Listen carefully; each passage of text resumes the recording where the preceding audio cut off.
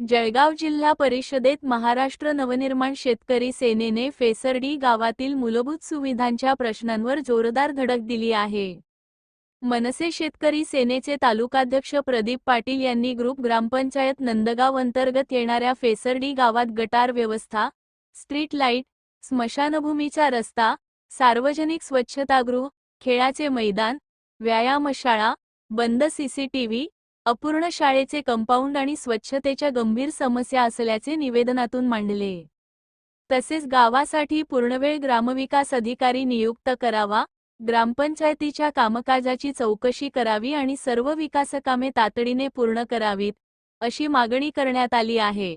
मागण्या मान्य न झाल्यास गावकऱ्यांसह तीव्र लोकशाही आंदोलन छेडण्याचा इशाराही मनसेने दिला आहे।